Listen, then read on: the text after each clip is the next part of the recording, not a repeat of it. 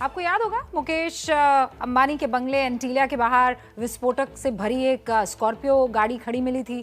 इसे लेकर महाराष्ट्र की सियासत बहुत गर्म हो गई थी। इस मामले में encounter specialist police officer Sachin वाजे, उसे लेकर मुंबई के तत्कालीन पुलिस कमिश्नर परमबीर सिंह पर सवाल उठे थे। सचिन वाजे को सस्पेंड कर दिया गया, परमबीर सिंह की कमिश्नर पद से छुट्टी हो गई। अब इस मामले में एनआईए ने 10,000 पन्नों की चार्जशीट दाखिल की है। इसमें 200 गवाहों के बयान दर्ज है। 200 गवाहों में से 20 बयान बहुत ज्यादा इंपॉर्टेंट, महत्वपूर्ण है। ये 20 बयान बंद लिफाफे में कोर्ट में दाखिल किए गए हैं। चार्जशीट में सचिन वाजे को मास्टरमाइंड बताया गया है, लेकिन परमबीर सिंह को लेकर किसी तरह का कोई आरोप नहीं है। इसी को लेकर सवाल खड़े हो गए हैं। क्या एंटीलिया कांड से परमबीर सिंह का कोई कनेक्शन नहीं है? क्या परमबीर सिंह को कोई बचाने की कोशिश कर रहा है? साइबर एक्सपर्ट ने परमबीर सिंह का नाम आखिर क्यों नहीं?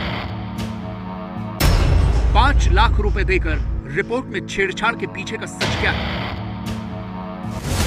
ये तमाम सवाल इसलिए उठ रहे हैं क्योंकि एंटीलिया कांड में एनआईए की चार्जशीट में खुलासा हुआ है कि उसमें पूरी कहानी सचिन वाजे के इर्द गिर्द घूम रही है, जबकि एनआईए यानी नेशनल इन्वेस्टिगेटिव एजेंसी के सामने परमबीर सिंह से जुड़ी एक ऐसी गवाही दी गई थी जो इस मामले में परमबीर सिंह पर सवाल खड़े करती है।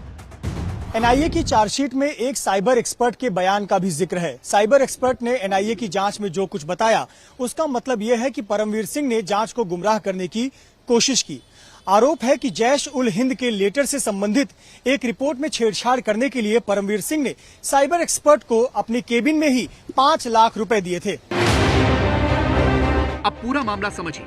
दरअसल जब मुंबई में मुकेश अंबानी के बंगले एंटीलिया के सामने विस्फोटकों वाली गाड़ी मिली थी, तो उसके बाद एक आतंकी संगठन जैश उल हिंद ने टेलीग्राम चैनल के जरिए इसकी जिम्मेदारी ली थी। ये वही चैनल था जिसका इस्तेमाल दिल्ली में इजराइल एम्बेसी के सामने हुए धमाके के बाद हुआ था। हालांकि इसके बाद जैश उल हिंद ने इस मामले से अपना पल्ला झाड़ लिया था और कहा कि इस मामले से उसका कोई लेना देना नहीं है। एनआईए ने 10,000 पेज की अपनी चार्जशीट में इसी साइबर एक्सपर्ट के बयान का जिक्र किया है, जिसमें उसने चौंकाने वाला खुलासा किया है। इस साइबर एक्सपर्ट ने एनआईए से कहा है कि मैं देश भर के कई आईपीएस अफसरों को साइबर ट्रेनिंग देता हूं। इसके अलावा कई इंटेलिजेंस एजेंसियों के साथ भी काम करता हूं। 9 मार्च 2021 को मैं मुंबई पुलिस कमिश्नर के दफ्तर में गया था। मैंने तत्कालीन सीपी परमबीर सिंह को जैश उल हिंद के बारे में बताया। जिस जैश उल हिंद ने इस केस की जिम्मेदारी लेने का दावा किया, मैंने उनसे कहा कि इजराइल एम्बेसी के पास धमाके के बाद मैं इस चैनल को फॉलो कर रहा था। मैंने उनसे बताया कि दिल्ली पुलिस की स्पेशल सेल ने मामले को हल कर लिया है। इस टेलीग्राम चैनल से जुड़ा मोबाइल नंबर तिहाड़ जेल के भीतर इस्तेमाल हुआ था। परमबीर सिंह ने मुझसे पूछा कि क्या मैं इसकी रिपोर्ट लिखित में दे सकता हूं। परमबीर सिंह के कहने पर मैंने अपने लैपटॉप में एक पैराग्राफ की रिपोर्ट बनाई, जिसे पढ़ने के बाद परमबीर सिंह ने कहा कि इस रिपोर्ट में जैश उल हिंद का पोस्टर भी जोड़ लो। परमबीर सिंह ने कहा, एनआईए के आईजी कभी भी आते होंगे, उन्हें यह रिपोर्ट दिखानी है। मैंने परमबीर सिंह के कहने पर जैश उल हिंद का पोस्टर रिपोर्ट में जोड़कर उन्हें मेल कर दिया। परमबीर सिंह ने कहा, मैंने बहुत बढ़िया काम किया है, वो मुझे पैसे देना चाहते हैं। मैंने उनसे कहा कि मैं इसके लिए पैसे की उम्मीद नहीं रखता हूं, लेकिन परमबीर सिंह ने मुझे 5 लाख रुपए कैश दिए। एंटीलिया कांड में जैश उल हिंद का नाम सामने आने के बाद से जांच एजेंसियों को परमबीर सिंह पर शक था। इस शक की तस्दीक तब हुई जब साइबर एक्सपर्ट ने अपनी बात जांच एजेंसियों के सामने रखी। बड़ी बात यह है कि जांच एजेंसियों के सामने साइबर एक्सपर्ट का बयान आने के बाद भी एनआईए ने इस पूरे मामले में परमबीर सिंह को लेकर अपनी चार्जशीट में कुछ भी नहीं कहा है। एनआईए ने अपनी चार्जशीट में जिन 10 लोगों को आरोपी बनाया है, उनमें पहला नाम सचिन वाजे का है, सचिन हिंदुराव वाजे। सचिन वाजे पर यह आरोप है कि वो एंटीलिया कांड और मनसुख हिरेन हत्याकांड का मुख्य साजिश करता है। उसने ही एंटीलिया के पास विस्फोटक भरी स्कॉर्पियो खड़ी की थी। दूसरा नाम है नरेश गौर, जो एंटीलिया कांड की साजिश का हिस्सा है। तीसरा नाम है विनायक शिंदे, जो मनसुख हत्याकांड की साजिश में शामिल था। चौथा रियाजुद्दीन गाजी, जिसने क्राइम को पूरा करने के लिए गाड़ी का फर्जी नंबर प्लेट हासिल किया। पांचवा है सुनील माने, जिसने प्रदीप शर्मा और सचिन वाजे के साथ मिलकर मनसुख की हत्या की प्लानिंग की। छठा है संतोष शेलार, जो प्रदीप शर्मा के कहने पर साजिश का हिस्सा बना। सातवां है आनंद जाधव, जो पैसों के लिए साजिश का हिस्सा बना। आठवां सतीश मोतखुरी, जिस पर मनसुख की हत्या कर शव फेंकने का आरोप है। 9वां है मनीष सोनी, जो इस पूरी साजिश में शामिल था। और 10वां नाम है प्रदीप शर्मा का, जिस पर मनसुख की हत्या की साजिश रचने का आरोप है। चार्जशीट के मुताबिक सचिन वजे चाहता था कि एनकाउंटर स्पेशलिस्ट के तौर पर एक बार फिर उसका नाम चर्चा में आए।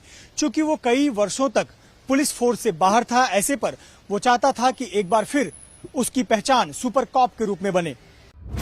अब जब यह पूरा मामला सामने आया है और साइबर एक्सपर्ट का बयान सामने आने के बावजूद भी परमवीर सिंह का नाम चार्जशीट में कहीं भी सीधे तौर पर नहीं लिया गया है, तो इस पर एनसीपी ने सवाल खड़े किए हैं। नवाब मलिक ने साफ साफ कहा है कि इस मामले में परमवीर सिंह को बचाने की कोशिश हो रही है कि परमवीर सिंह जी को बचाने के एवज में अनिल देशमुख जी पे आरोप उनके जरिए लगाया गया।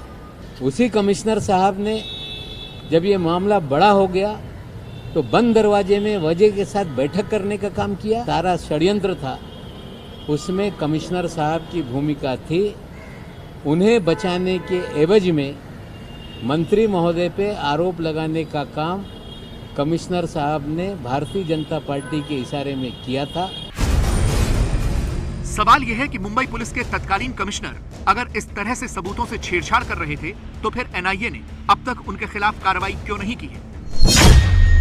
सवाल इसलिए भी उठ रहे हैं क्योंकि एनसीपी की तरफ से इतने गंभीर आरोपों के बावजूद अब तक बीजेपी के किसी बड़े नेता ने इस पर कोई प्रतिक्रिया क्यों नहीं दी? एनआईए की चार्जशीट में इस बात का भी खुलासा हो रहा है कि पूरा एंटीलिया कांड पैसे की उगाही के लिए किया गया था। लेकिन अब सवाल यह उठता है कि क्या सचिन वजे ये पूरा कांड अकेले कर सकते थे? क्योंकि ये बात भी सामने आ रही है कि परमवीर सिंह ही सचिन वजे को मुंबई पुलिस में वापस लेकर आए थे और सचिन वजे सीधे परमवीर सिंह को ही रिपोर्ट करते थे। तो क्राइम पर भी देखिए, अब राजनीति सीधे तौर पर हावी होती दिखाई दे।